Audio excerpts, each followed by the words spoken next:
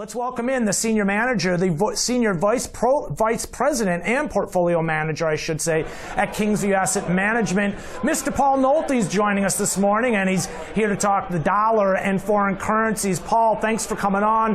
What a week it's been. Thanks for sharing part of your day with us. It's good to have you back, and let's talk about the dollar because it's back down below the 95 level. I just want to know, is the sky really falling, or is it possible things got a little bit overdone this week? No, when you see the price action like we had this week, it's reminiscent of early February. It's reminiscent of late 2016. So you get these very sharp breaks. It's kind of throwing a tennis ball off a building. So you get the momentum bottom. We're getting a bounce today. We might see that carry through next week. And then we'll get a retest 6 weeks out maybe.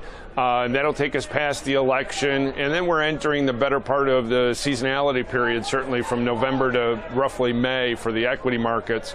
So, I think that is overdone. But I think one of the things that we've talked about is the dynamic of the dollar and interest rates. The stronger dollar, the higher interest rates have both conspired to really work against the equity markets. We've seen the dollar go from 94 up to 96, a pretty quick move. Now we've gotten a 50% retracement down to 95, and we're seeing a little bit of strength here coming into the market this morning.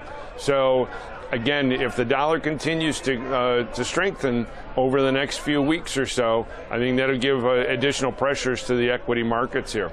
So, Paul, some interesting comments this week from the IMF. I'm wondering if some of the concerns that they expressed related to growth and trade uncertainties, that also possibly was what weighing on the dollar some this week?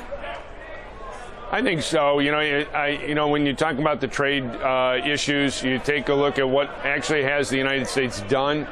We've got a trade pact now with Mexico. We have one with Canada. We're working on one with Britain and the Euro, the European Union. And I think really what we're trying to do, if you want to step back and take a look at the really big picture, I think what Trump is trying to do is put China in a corner by themselves. Whether he's going to be successful at that is still yet to be seen. But we'll see some trade numbers the next week or so. Trade has been an issue for the United States. We're still not seeing a turn in the trade pictures. We're still importing an awful lot, exporting less. The stronger dollar is certainly not helping that picture. May have an impact on earnings of the multinational companies as we get through the end of the year, as we get that reporting in January, February of next year. So again, those are some of the issues that are in the backdrop that are leading to a little bit of a weaker equity markets and at least some concern over the short term that as rosy as Chair Powell says the U.S. economy is, the global economy is still kind of struggling here, and eventually it will drag on the U.S. Yeah, and even some numbers that are coming in a little bit softer. CPI, PPI this week, a little bit of a disappointment for the most part. Now, real quick, we got to head into break here, Paul, but I'm curious because I'm wondering if there's anything to watch here this morning in terms of the import and the export price number that's coming out here at 7:30 a.m. Central Time. I noticed China exports, which we commented a little bit on earlier in the show, the numbers were out and they posted a record trade surplus. I can't imagine this is helping any in terms of the already tense trade situation that we're dealing with.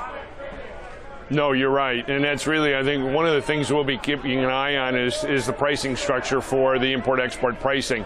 And that, you're right. And that's why the key will be what we're going to be doing with China. And part of the reason why you saw the equity markets pop when we got word that there was going to be a summit maybe in the next couple of weeks between the U.S. and China on trade. That's still a sore point, I think, for the markets. Yeah. I don't see it getting resolved anytime soon, though.